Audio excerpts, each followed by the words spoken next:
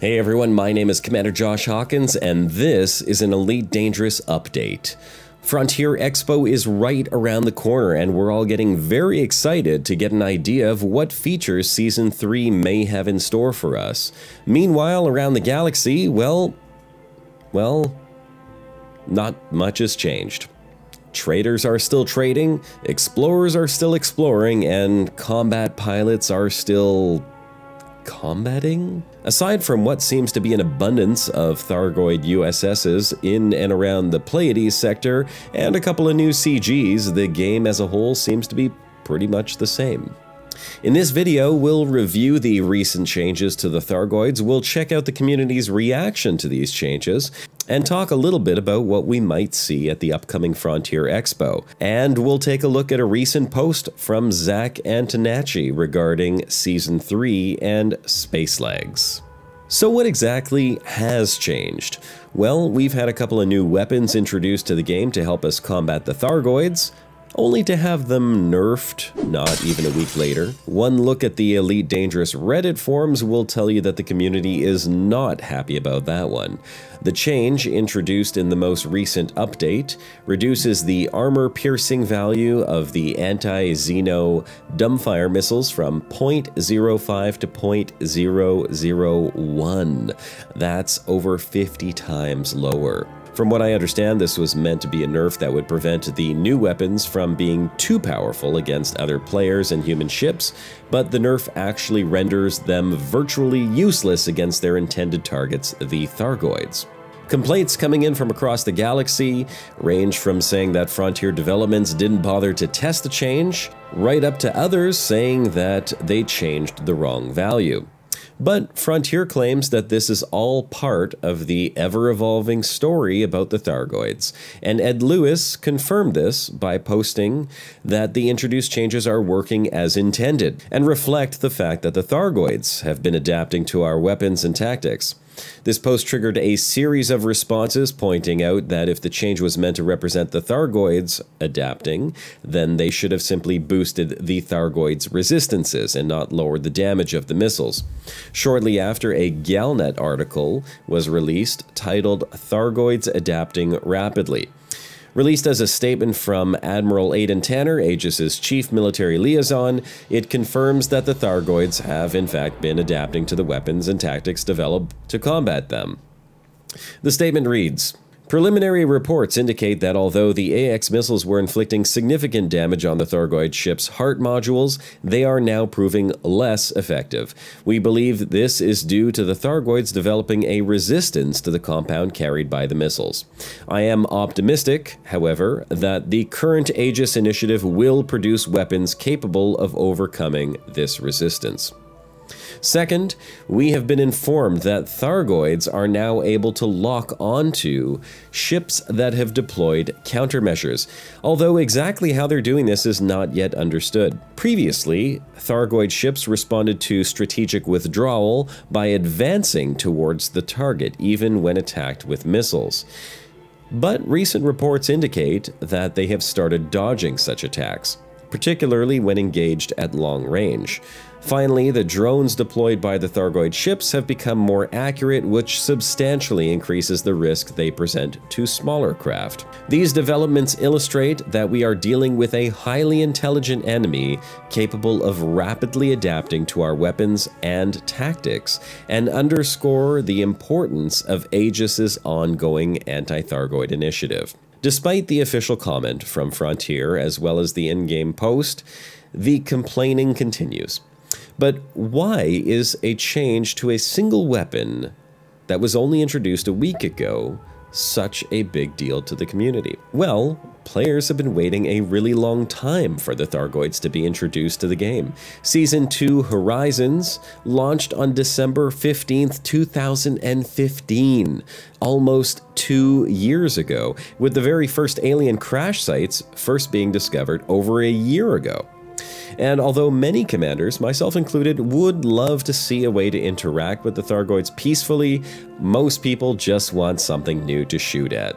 And don't we just love shooting at aliens? Since the Thargoids are able to regenerate, our conventional weapons don't work against them.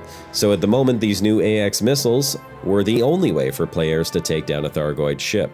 Trying to kill a Thargoid solo before the nerf was a near impossible task for all but the most elite pilots in the most expensive ships in the game. Most people who opened fire on them solo found themselves staring at a rebuy screen after a swarm of Thargons tore them a new one. So far, it appears as though these new encounters were designed to be similar to a boss fight in most MMOs, requiring the combined effort of an organized group.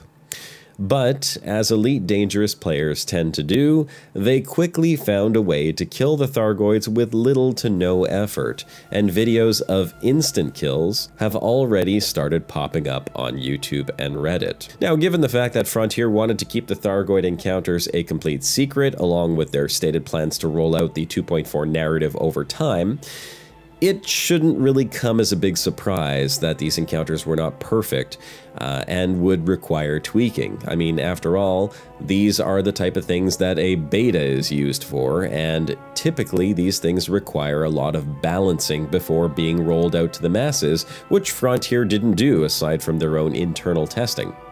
All this creates a very interesting scenario, which begs the question, should Frontier have offered up some kind of closed beta, perhaps with an NDA to test these encounters properly before deploying?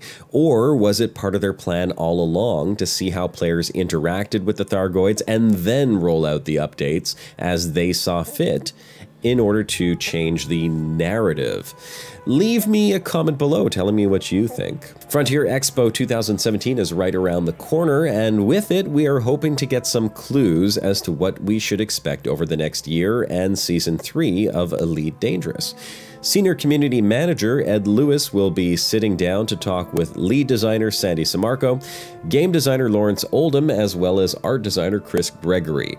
This all happens this Saturday, October 7th, in East Olympic Park, London. Unfortunately, tickets are already sold out, so if you're hoping to attend, it's a little too late. However, Frontier will be hosting a series of live streams during the event, and several YouTubers will also be broadcasting live from the show floor, including one of my friends and fellow co-hosts of the broadcast, Commander Greytest. You'll find a link to his stream in the description below, as well as a link to the official Frontier Expo page with a full schedule of the planned live streams. So, what does the future have in store for Elite Dangerous? What we know at this point is only that Frontier plans on taking a look and improving the core gameplay elements. But what exactly does that mean? On the official Elite Dangerous forums, commanders have been speculating on everything from new ships, multi-crew SRVs, atmospheric landings, even Spacelegs. One suggestion that I liked very much was the idea of adding military, trading, and exploration careers. These could come along with a whole new line of voiced-over storylines as well as a custom narrative. And of course, being an explorer, I would absolutely love to see some attention given to exploration. This is by far one of the coolest aspects of the game, and yet it seems to have the least amount of gameplay. Perhaps some scientific suites to expand on scanning data, maybe a surface scanner that reveals mineral-rich areas of a planet in order to find a particular type of material required for synthesis. And maybe this one's a bit of a far stretch, but wouldn't it be awesome if there were other alien species to discover?